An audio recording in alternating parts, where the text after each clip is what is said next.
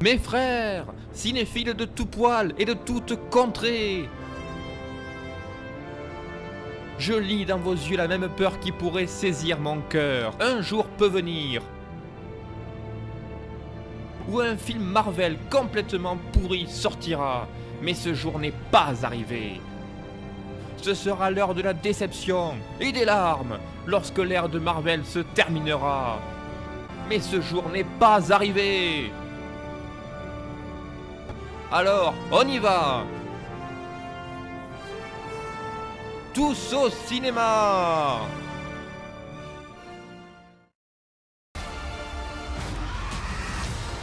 You'll die protecting this world, Mr. Doctor. Mr. Doctor. It's strange. Maybe. Who am I to judge?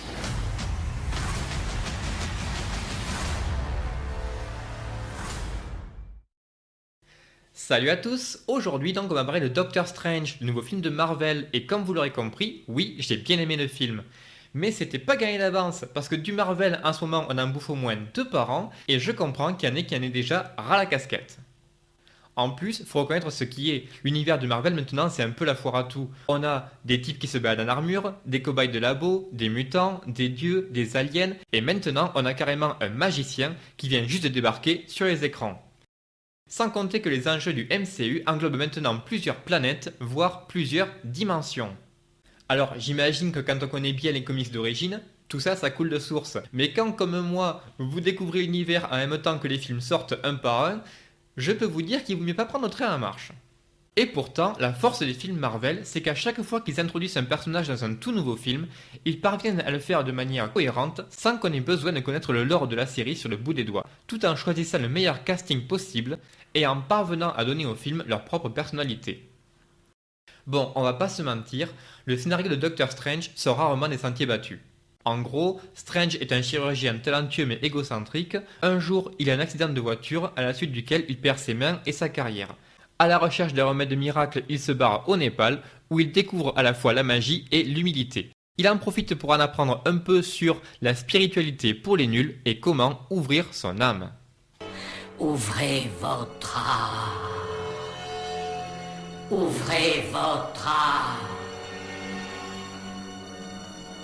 Ouvrez votre âme. Ouvrez votre âme. En beaucoup moins flippant quand même, rassurez-vous. À ce moment-là, les méchants débarquent pour détruire le monde. Bagarre, un peu d'humour, un peu de drame, un peu de réflexion. Bagarre, le monde est sauvé, the end. Effectivement, ça casse pas 3 pattes à un canard. Mais le film est loin d'être mauvais pour autant. Déjà, il faut saluer la qualité de l'interprétation. Parmi les personnages principaux, on a Benedict Cumberbatch dans une prestation cynique et égocentrique à mi-chemin entre le Sherlock de la BBC et Dr House. Tilda Swinton est formidable dans le rôle du moine énigmatique et malicieux. L'assassin de Serenity a quelques répliques bien marrantes. What's this, my mantra? The Wi-Fi password. We're not savages. Oui, je sais, l'acteur s'appelle Chiwetel Ejiofor, mais pour moi il restera à jamais l'assassin de Serenity. Et Mads Mikkelsen joue les méchants en faisant du Mads Mikkelsen à mode méchant.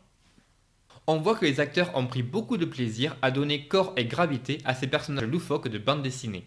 Un plaisir communicatif qui apporte beaucoup de charme au film. En revanche, c'est clairement l'aspect visuel qui retiendra le plus votre attention. Une bonne partie du film se passe au Népal, ce qui offre déjà un changement de décor bienvenu.